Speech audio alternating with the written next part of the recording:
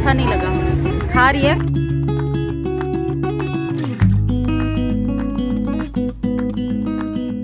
तो आज के वीडियो की शुरुआत हो रही है लंच के साथ में, और लंच में मैंने बनाई है कढ़ी, जो कि मेरे घर में बहुत टाइम के बाद में बनती है। पता नहीं क्यों ऐसा होता है कि मैं सभी चीज़ें बनाती रहती हूँ, लेकिन कढ़ी बनाने में पता नहीं क्यों मुझे इतना आलस आता है। काफ़ी दिनों के बाद में बनी है, और ये है फाइनल तड़का कढ़ी के ऊपर। कढ़ी बन जाने के बाद में फाइनल तड़का लगाया है। पकौड़े डालेंगे अब, क्योंकि खाना खाने जा रहे हैं। ऊपर से अभी धनिया पत्ता डालूंगी। फिलहाल मेरी कढ़ी कुछ इस तरीके से लग रही है। और फटाफट आज मुझे 1 बजे तक लंच से फ्री हो जाना है, क्योंकि मुझे अभी करना है एक DIY किसी के लिए, और उसके बाद में इवनिंग में मैं आपको लेकर के चलूँगी एक बहुत ही बढ़िया वाली जगह। तो 1 बजे ठीक, जैसा कि मैंने कहा था, मैं लंच से फ्री हो गई थी सारे काम से। लंच करा भी दिया था, आज हस्बैंड जल्दी आ गए थे, और कढ़ी बहुत ही यम्मी बनी थी। तो बस लंच से फ्री होकर के मैं आ गई हूँ अपना DIY करने के लिए। इसके लिए मैंने लिया है एक 12 इंच का कार्डबोर्ड। इस कार्डबोर्ड के ऊपर मैंने 1-1 इंच का गैप छोड़ते हुए मैंने यहाँ पर 4 सर्कल ड्रॉ किए हैं, और अब ली है मोल्डेड क्ले। एक्चुअली ये DIY मैं किसी के लिए बना रही हूँ, किसी ने ऑर्डर दिया था। तो इस तरीके से मैंने मोल्डेड क्ले को रोल कर लिया है। और जब रोल करते हैं ना, अगर टैल्कम पाउडर लगा करके रोल करते हैं तो बहुत अच्छे से ये रोल होती है और बिल्कुल इवन होती है। अगर टैल्कम पाउडर का यूज़ नहीं करते तो कहीं से पतली कहीं से मोटी होती चली जाती है। तो मैंने इस तरीके से एक लंबी सी स्ट्रिप मतलब यहाँ पर रोल कर ली है मोल्डेड क्ले से, और उसके बाद में अपने जो सर्कल मैंने लिया था इसके ऊपर ग्लू लगाया है। और ग्लू लगाने के बाद में इस तरीके से मैं इसको चिपकाती जा रही हूँ। जो एक्स्ट्रा थी उसको कट कर दिया, और इस चीज़ का ध्यान रखेंगे कि खींचना नहीं है इसको। थोड़ा सा लचीला रहेगी ना हमारी क्ले, तो बहुत ही आसानी से चिपक जाती है। अब ये चिपकने के बाद में इसको बिल्कुल इवन करना है। एक तो थिकनेस इवन होनी चाहिए, और दूसरी चीज़ ये कि ये दिखने में भी बिल्कुल इवन लगनी चाहिए। अब इस तरीके से बन गया है। इसको मैं पूरी जितने भी सर्कल मैंने ड्रॉ किए ना, उन सभी के ऊपर इसी तरीके से क्ले को मुझे चिपकाना है, और फिर उसके बाद में इसको ड्राई करने के लिए रख दूँगी। अब देखो, ड्राई होने के बाद में सूख गई है, बिल्कुल इवन है ये। और अब मैं कर रही हूँ इसके ऊपर पेंट। तो पहले एक कोट करूँगी मैं वाइट कलर का। मैं एक्रेलिक कलर इसके ऊपर डायरेक्ट पेंट कर रही हूँ, और ये DIY बहुत अच्छा बन करके आएगा। इसका एंड रिज़ल्ट ज़रूर देखिएगा। और इस तरीके से मैंने इसके बस जो वाइट मैंने क्ले का काम जहाँ पे किया है ना, मैंने ज़्यादातर अच्छे से पेंट वहीं पर किया है। अब जब वो सूख गया तो अंदर के साइड में मैं कर रही हूँ रेड कलर का पेंट। और पेंट करते समय ना सिर्फ इस चीज़ का ध्यान रखना है कि हमारा पेंट जो है वो बिल्कुल इधर उधर ना जाए। इसके लिए थोड़ा सा हाथ को रोक करके हमें पेंट करना है किनारे किनारे, क्योंकि ये ना अगर हमारी क्ले के बीच में इधर उधर लग जाएगा तो वो फिर फिनिशिंग अच्छी नहीं आएगी। तो इस तरीके से करते हुए पहले बीच में मैंने किया है रेड पेंट, उसके बाद में मैंने किया है ऑरेंज कलर का पेंट, और उसके बाद में किया है येलो कलर। लास्ट वाले इसके ऊपर मैंने लगाया है पीच कलर, जो कि मैंने येलो और रेड का थोड़ा सा टिंट मिला करके बनाया था। तो ये एक अलग सा पीच कलर बनाया, और लास्ट में मैंने कर दिया है इस पर फिर से रेड कलर, और बीच में मैंने लिखा है ओम। तो ये उनको मेडिटेशन के लिए चाहिए था, और इस तरीके से मेरा ये बन गया है DIY। अभी बना नहीं है, बहुत सारा काम बाकी है। फिलहाल तो ये ऐसे भी बहुत अच्छा लग रहा है। तो अभी ये मेरा इतना तो तैयार हो गया। जब ये तैयार हो गया तो मैंने इसके ऊपर एक कोट कर दिया डेकोर वार्निश का, जिससे कि ये बिल्कुल सील हो जाए। और जब ये सील हो गया, जब वो वार्निश सूख गया, तब मैं इसके ऊपर लगा रही हूँ मिरर। तो क्राफ्ट मिरर लगा रही हूँ मैं ट्रायंगल वाले इस तरीके से। और ये देखिए, मैंने कुछ इस तरीके से इनको मिरर्स को सेट किया है कि ये बिल्कुल अच्छा लगे, ये खूबसूरती इसकी और निखर करके आए। और जब ये पूरा मिरर वर्क हो गया, तब फिर मैंने लास्ट में इसके ऊपर कुछ और भी काम किया था, वो अभी दिखाती हूँ। Round mirror, triangle mirror. Mirror को जब हम लगाते हैं ना, इस चीज़ का ध्यान रखते हैं कि मिरर हमारे जो हैं वो एक दूसरे को कॉम्प्लीमेंट करते हुए होने चाहिए, तभी हमारा जो आर्ट पीस है वो सुंदर लगता है।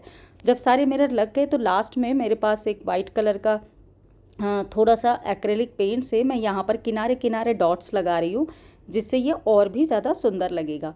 और अब देखिए, मेरा DIY बन गया है। इसको थोड़ी देर ड्राई होने के लिए दूंगी, और फिर उसके बाद में ये मेरा कंप्लीट है। अभी आपको फाइनल लुक दिखाती हूँ।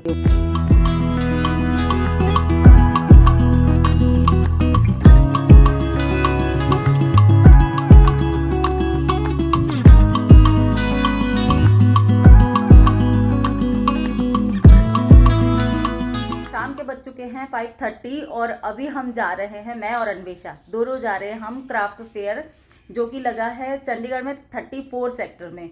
तो वहाँ से मुझे लेनी है कुछ चीज़ें और देखती हूँ, अगर मेरे मतलब की चीज़ें मिल गई हैं फिर तो मैं ले लूँगी, अगर नहीं मिली तो आपको भी क्राफ्ट मेला घुमा दूँगी और हम भी घूम घाम के आ जाएंगे। तो चलिए चल।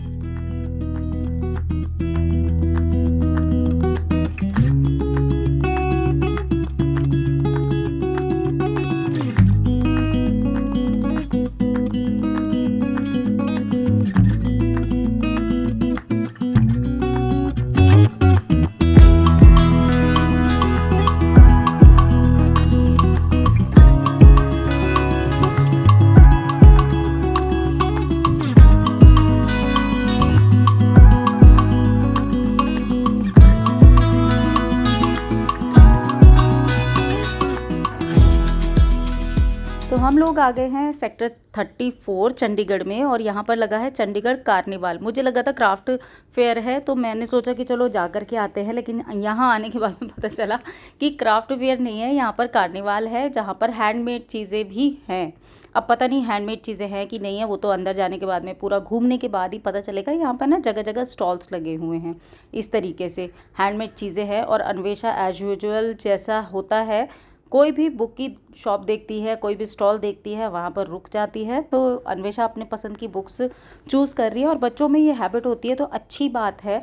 अन्वेषा को काफ़ी पसंद है बुक्स वगैरह पढ़ना, तो अन्वेषा अपनी बुक्स सेलेक्ट कर रही थी। और फिर उसके बाद में हमने देखी यहाँ पर ज्वेलरी बहुत ज़्यादा लगी हुई थी। आपको यहाँ हर तरीके की ज्वेलरी मिल जाएगी। और ये वाले जो बैंगल्स आप देख रहे हैं, इनसे DIY बैंगल्स भी बना सकते हैं। और ये हैं सारे हैंडमेड ज्वेलरी, जो कि आप ऑक्सीडाइज ज्वेलरी देख रहे हैं ना, इसमें काफ़ी सारी हैंडमेड ज्वेलरी भी उन्होंने मुझे बताई कि हैंडमेड है। और यहाँ पर कपड़ों के स्टॉल्स भी लगे हुए थे। हैंडमेड आपके एंटरटेनमेंट के लिए काफ़ी सारी चीज़ें थी और हैंडमेड अचार, चटनी, पापड़ वगैरह ये काफ़ी सारी चीज़ें थी। अब इसके बाद में आ गए हम सूट वाले स्टॉल पर। ये सारे सूट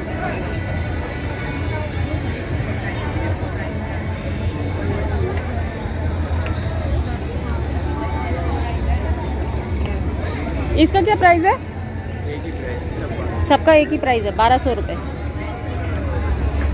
तो यहाँ पर जितने भी आप सूट देख रहे हैं सबका एक ही प्राइस था। और दुपट्टा ये जो था, जितना भी हैंडमेड फुलकारी दुपट्टे हैं, ये 600 650 इनका अलग अलग प्राइस था। और बहुत ज़्यादा वैरायटी थी, लेकिन सूट तो मुझे नॉर्मली लगे जैसे कि सब जगह मिलते हैं। यहाँ पर बहुत सारे मैंने देखे फ्रिज मैग्नेट और इस तरीके का डेकोर पीस, जो कि आपको किसी भी शॉप पर मिल जाता है देखने के लिए। लेकिन हाँ, मुझे फ्रिज मैग्नेट काफ़ी अच्छे लगे।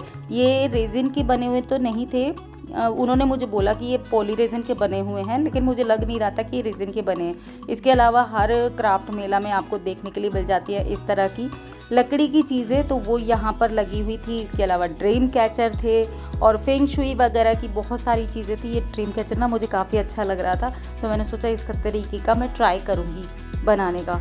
तो यहाँ पर इस तरीके से ये लगे हैं, ये फेंग शुई की चीज़ें हैं काफ़ी सारी। यहाँ पर इतनी सारी राइड्स थी बच्चों के लिए, डिफरेंट तरह की, जो बच्चे इंजॉय कर सकते हैं। तो जैसे वीकेंड पर तो बहुत लोग आते हैं, हम लोग सैटरडे को यहाँ पर आए हैं।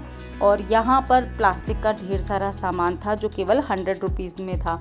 बच्चों के लिए एक ये बहुत अच्छा मेरे को लगा, पानी के अंदर बोट्स डाली हुई थी और बच्चे इसमें खूब सारे एंजॉय कर सकते थे। मैं आई थी यहाँ पर स्पेशली अपनी कुछ क्रॉकरी देखने के लिए, क्योंकि इस वाले कार्निवाल में ना क्रॉकरी आपको बहुत अच्छी मिल जाती है। लेकिन मैंने इस बार देखा क्राफ्ट में, मतलब इस क्राफ्ट मेला में, इसमें बिल्कुल भी नई क्रॉकरी नहीं थी। हर बार जो अवेलेबल होती है ना, अभी भी वही थी। ज़्यादातर तो यहाँ पे टी कप, टी मग और बर्नी और बाउल, इस तरह की चीज़ें ही थी। इसके अलावा और भी कोई जैसे प्लेटर वगैरह होते हैं, बहुत सारी चीज़ें डिफरेंट सी नई आती रहती है। तो वो चीज़ें यहाँ पर मुझे इस बार देखने के लिए नहीं मिली। मैं तो सोच करके आई थी मैं ढेर सारी क्रॉकरी लेकर के आऊँगी, लेकिन मुझे उतनी ज़्यादा क्रॉकरी की वैरायटी यहाँ पर दिखी नहीं। जो भी थी वो सब कई सालों से इसको देखती आ रही हूँ, तो फिर मैंने यहाँ से कुछ लिया नहीं, खाया पिया और हम लोग आ गए। और यहाँ पर क्या क्या स्टॉल है, अगर आप यहाँ पर आते हैं, और वीकेंड पर आया जा सकता है। और अभी मेरे ख्याल से ये 1 हफ्ते और चलेगा। इवनिंग में लगता है 5 बजे से लेकर के स्टार्ट है और 10-11 बजे तक आई थिंक है। तो ये कुछ इस तरीके से है। यहाँ पर क्रॉकरी वाली शॉप पर मुझे ज़्यादा अच्छा लगा, तो यहाँ पर ज़्यादा मैंने टाइम स्पेंड किया। ये जार 650 का था, लेकिन ये एयर टाइट नहीं था, इस करके मैंने इसको छोड़ दिया। अदरवाइज़ मेरी इच्छा थी ये वाले जार लेने की। ये है पोटैटो ट्विस्टर, अमृतसरी कुलचा, राजस्थान का है, इटालियन भी है, साउथ इंडियन।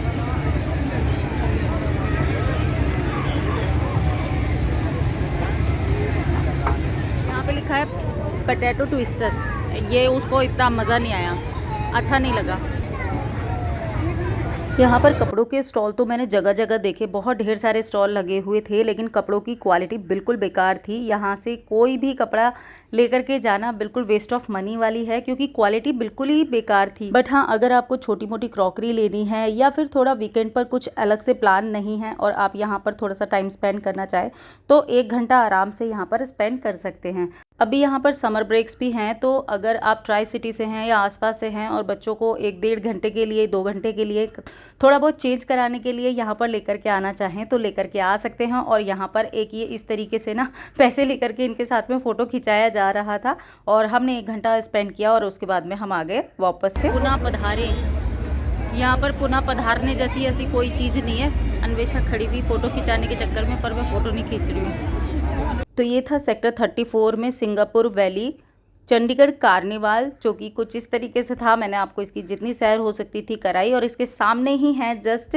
एक खाओ पियो मार्केट 34 की, जो काफ़ी पुरानी और काफ़ी फेमस है। अगर आपको कुछ भी इस तरीके का खाने का, जो इवनिंग स्नैक्स टाइप होता है, वो कुछ भी खाने का शौक़ है, तो यहाँ पर आप आ करके अपनी पसंद का खा सकते हैं। यहाँ पर चाइनीज़ वगैरह बहुत सारी चीज़ें मिलती हैं और आप यहाँ की भीड़ देख करके ही समझ सकते हैं कि यहाँ पर लोग खाने के कितने शौकीन हैं।